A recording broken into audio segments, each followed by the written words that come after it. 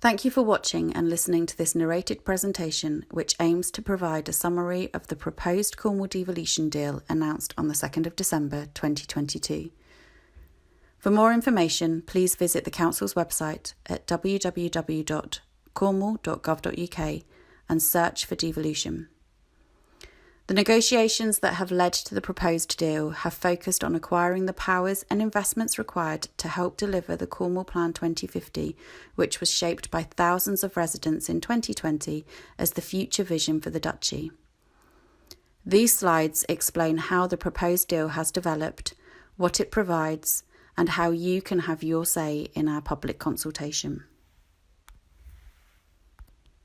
The starting point for the proposed deal was the publication of the government's Levelling Up White Paper in February 2022. The White Paper outlines the government's long-term plan to level up the country and reduce geographic inequality across the UK. One of the 12 missions that underpins the government's Levelling Up policy is that by 2030, every area in the country will be given the opportunity to secure a devolution deal that will transfer varying degrees of power and investment to a place, based on 3 levels. Level 1 provides a minimal transfer of powers and limited investment, whereas Level 3 is the most extensive deal available and includes a multi-million pound investment fund for a 30-year period. The government has made it clear that to secure a Level 3 deal requires the introduction of a directly elected form of local leadership. For Cornwall Council, that means changing our governance model from a council leader who was elected by the 87 members to a council mayor who was elected by the people of Cornwall. Given the acute challenges faced in Cornwall, which include a housing crisis and low wage levels, and with a long recession forecast, a Level 3 deal provides the greatest opportunity to make a positive difference to lives and livelihoods in Cornwall. In summary, the proposed Level 3 Cornwall Devolution deal will help improve outcomes for residents and businesses across the Duchy. Firstly, it will expand on the success of Cornwall's 2015 devolution deal, which among a number of positive benefits enabled the council to deliver a better bus service and to explore the potential of providing geothermal energy.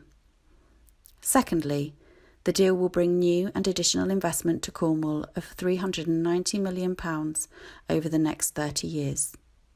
Thirdly, it will give Cornwall Council, through an elected mayor, new powers and functions so more decisions about Cornwall can be made in Cornwall. Fourthly, looking at existing Level 3 style deals across the country, it will also give Cornwall much needed influence, access and recognition nationally and globally. Finally, and most importantly, the deal will help level up Cornwall both with the best performing areas in the country and also within Cornwall so that everyone can start well, live well and age well.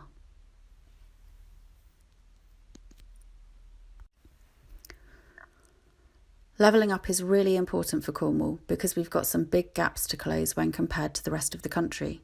For example, gross value added per hour worked is 77% of the UK average. Likewise, gross weekly median pay is £516 in Cornwall compared to the UK average of £613. The average government funding for research and development is also far below the UK average.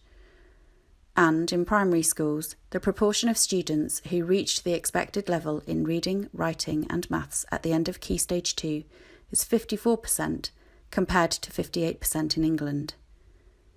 These are all issues that are impacting negatively on lives and livelihoods in Cornwall, and a Level 3 deal gives the council more power to its elbow to change this situation around. As ever, one of the most important means of making the change is money, and a Level 3 deal would provide significant long-term investment for Cornwall. In total, it means £390 million of new government funding coming to Cornwall over the next 30 years. This is money that Cornwall would not have without a Level 3 deal. As well as new funding, responsibility for the existing government funding provided for adult education in Cornwall would be transferred to the council to administer. This means the adult education offer in Cornwall can be tailored to Cornwall's needs. The breakdown of the £390 million is shown on this slide. The proposed deal would give Cornwall the certainty of £12 million of investment every year for 30 years through to 2054. This extends beyond the lifetime of the 2050 Cornwall Plan and means we can deliver on the vision that residents said they wanted to see for the future. The deal would give the council £8.7 million over 2 years to deliver much-needed affordable housing schemes on brownfield land, plus a further £7 million to deliver a number of developments that already have planning permission in 2023. We will also receive £3 million worth of funding to deliver a number of important heritage schemes across Cornwall in 2023. Over the next 3 years, the deal will see up to £10 million invested in a new fund to support innovative businesses in Cornwall. And Cornwall will also receive £500,000 to support Cornish distinctiveness in 2023-2024, which would include promoting the Cornish language. The proposed devolution deal will be cost neutral to the council until at least 2025. We've done this by securing capacity funding to deliver the deal from the government's current 3-year budget period, which runs to March 2025. This includes £750,000 in mayoral capacity fund, which will cover any costs associated with providing support to the mayor. The independent remuneration panel, appointed by the council, will advise on the allowance to be paid to the mayor. Any additional allowance recommended by the panel to be paid to the mayor, which is above the allowance currently paid to the leader, will also be covered by the mayoral capacity fund. The council will also receive £238,000 of capacity funding to cover the cost of developing a pipeline of affordable housing schemes that would then be submitted to government for major investment. The same is true in respect of transport, with the council receiving £500,000 to develop a pipeline of schemes that can then attract major investment to help Cornwall deliver the Cornwall Transport Plan and contribute towards Cornwall becoming carbon neutral by 2030. Any further capacity funding beyond March 2025 will be subject to the government next spending review for the period 2025 to 2028, which is consistent with the arrangements for all other devolution deals. The next few slides will show how the proposed Cornwall Devolution deal delivers on our 2050 Cornwall Plan. Firstly, the deal will help Cornwall's transition to a creative carbon zero economy. Government and Cornwall will increase collaboration on supporting our strategic sectors, such as floating offshore wind, tech metals, and the visitor economy, for example.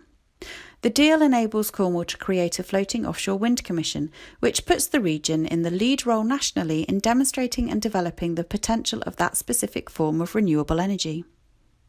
We also have more influence over the planning of our future energy grid capacity to help deliver net zero. The deal provides an opportunity to help fast-track the Langgarth development to be supplied by a geothermal heat network. The deal will also support Cornwall's beautiful natural environment. We will use our close working relationship with DEFRA to help bring in more private investment to improve and grow nature. Cornwall and the Isles of Scilly have already been a pilot area for the development of a local nature recovery strategy. However, in the deal, this goes further and government commits to implement new environmental land management schemes in line with the recovery strategy. Through the deal, the government also acknowledges the importance of Cornish hedges. As they are neither considered hedgerows nor dry stone walls, they do not always enjoy the same level of protection and attention. Helpfully, the deal provides the opportunity for the council to make the case to government for the positive management and restoration of existing Cornish hedges through the Agricultural Transition Programme of Farming Reforms. We know that transport and housing are very important to people's quality of life in Cornwall, which is why delivering thriving places with decent, affordable housing is one of the priorities in the 2050 Cornwall Plan. In addition to the £500,000 Cornwall will receive to develop a pipeline of transport schemes to deliver the Cornwall Transport Plan, the deal will enable the council to develop a new rail partnership with Great British Railways, which will be the successor to Network Rail. A partnership with Great British Railways will give us the opportunity to develop better ticketing, connecting the rail and bus networks to create a truly integrated public transport network. The deal also recognises the support Cornwall needs to access the government's local vehicle infrastructure scheme and will work closely on innovative local travel schemes which will make it easier for people to walk and cycle in Cornwall. For housing, as we have stated and shown earlier, the deal provides investment through brownfield funding, capital investment and housing capacity funding to accelerate the provision of affordable housing in Cornwall. In addition, the deal will see the creation of a Cornwall Land Commission to bring public sector bodies together to make better use of land owned by public sector bodies and often surplus to requirement to build new affordable housing. Cornwall will also be part of a pilot with government to improve conditions for tenants in the private rented sector. The proposed devolution deal will support education, equality and entrepreneurship, which is another priority area in the 2050 Cornwall Plan. Through the deal, Cornwall will have control over the adult skills budget, which is currently administered by government. This will enable more tailored support to be provided to thousands of Cornwall residents every year to develop the skills they need for life and work. That will also allow employers to access a better skilled workforce they need for businesses to grow and thrive, particularly in Cornwall's foundation and growth sectors. The £10 million Innovation Fund mentioned earlier will also support entrepreneurship across Cornwall. The deal also provides a number of commitments to recognise the importance of Cornish as a national minority with its own unique and protected language. This means government supporting renewed collaboration with the English Heritage Trust so that heritage sites in Cornwall have an interpretation that reflects their Cornish history. It also means ensuring the Cornish language being included in any list of regional minority languages in future legislation that comes before Parliament. And finally, we have commitment from government to work with us to support, protect and promote the Cornish in private and public life, backed up by £500,000 worth of funding for the Cornish language in 2023 and 2024, and the opportunity to consider year-on-year funding thereafter from the 30-year Cornwall Investment Fund. Delivering healthy, safe and resilient communities is also a key priority in the 2050 Cornwall Plan. The investment through this proposed deal in housing, infrastructure, employment and skills opportunities would all contribute a health gain for those living in Cornwall and targeted at those with the poorest health. Recent research into the impact of devolution on health in Manchester offers some promising evidence for areas like Cornwall. The independent study, published in the Lancet Public Health Journal, suggests that devolution over public services can reduce local health inequalities. A further boost in tackling health inequalities is represented in joint plans by Cornwall Partnership NHS Foundation Trust and Cornwall Council to regenerate a site in Poole to provide a new health hub alongside new affordable housing for local people. The government has also committed to working with Cornwall Council to develop innovative ways for improving public health. A key focus will be on reducing rural and coastal health disparities and tackling complex health issues such as childhood obesity and healthy ageing.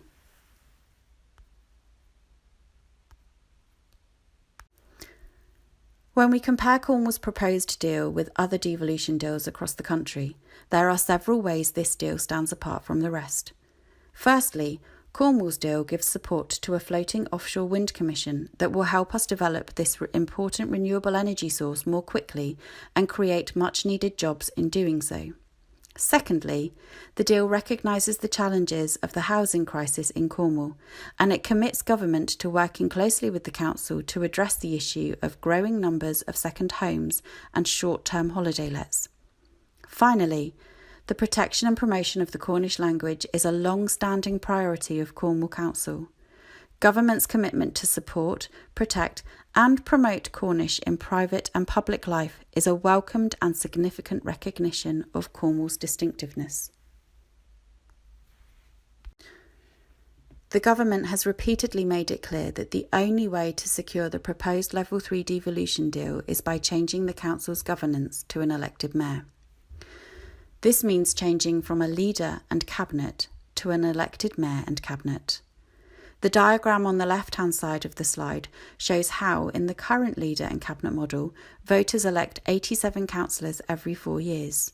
The 87 councillors then elect the leader of the council annually, and the leader then appoints the cabinet. Importantly, the mayoral model, which you can see on the right-hand side, does not mean adding another layer of governance.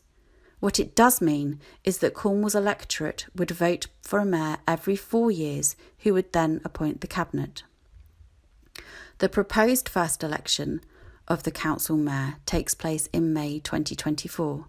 Meaning the first term of the elected mayor would be for 5 years. The other notable difference is that any amendments to the mayor and cabinet's budget, plans and strategies that are not accepted by the mayor and cabinet require a 2/3 vote by the council to pass, whereas the current model requires a simple majority to pass an amendment. As seen elsewhere in the country, an elected council mayor will give Cornwall greater influence and the opportunity to secure more investment.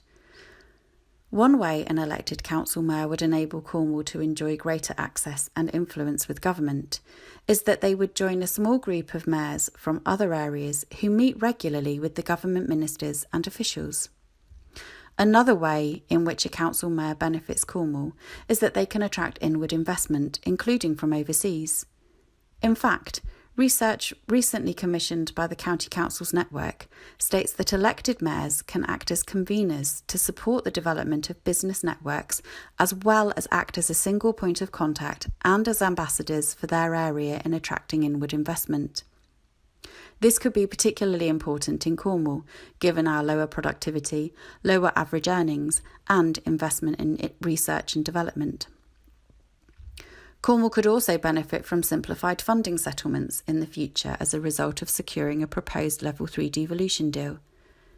The Chancellor's autumn statement committed government to explore departmental-style long-term settlements for the mayors of Greater Manchester and the West Midlands. This would move away from the competitive bidding processes, and Cornwall Council would make the case to government for parity with those two areas if the council accepts the Level 3 deal and changes its governance to an elected mayor and cabinet. We know from the government's Levelling Up white paper that devolution is an ongoing process and not a one-off event. We have already seen areas like Greater Manchester and the West Midlands continually receive further powers, funding and influence through subsequent devolution deals. If the proposed Level 3 deal is secured, the council would seek to become a rural trailblazer for further and deeper devolution to ensure even more decisions about Cornwall are taken in Cornwall. Cornwall Council wants everyone in Cornwall to have their say on the deal and the required governance change through the consultation period, which runs for 10 weeks from Friday the 9th of December until midnight on Friday the 17th of February. We'll be using a range of methods to gather views and opinions, including online and postal questionnaires. We'll hold face-to-face engagement events with specific groups. We will also be conducting a survey with a representative sample of 1,100 Cornish residents so that we hear from people from all backgrounds and areas of Cornwall. This slide shows some key indicative milestones in the timeline. The proposed Level 3 devolution deal was announced on the 2nd of December 2022. The consultation is open from the 9th of December 2022 until the 17th of February 2023. From January 2023, the Council's Constitution and Governance Committee will consider the key constitutional related governance changes to make recommendations to full Council. In March, The Cabinet will consider the proposed deal in light of the outcome of the public consultation and make a recommendation for full Council to consider when it meets in July. Before that, in April, the full Council will consider the merits of holding a referendum on the proposed change to an elected council mayor. Subject to the outcome of the April meeting, in July 2023, full Council will consider the Cabinet's recommendation and make a decision on whether to ratify the deal and make associated decisions about the required change to the Council's governance. If the Council resolves to ratify the deal and to change its governance, the first election of the Council Mayor would take place in May 2024. You can find more information at www.cornwall.gov.uk and search for devolution. Thank you for taking the time to hear about the proposed Cornwall Devolution deal. If you would like to contribute to the consultation, or if you have any questions, please visit www.letstalk.cornwall/big deal.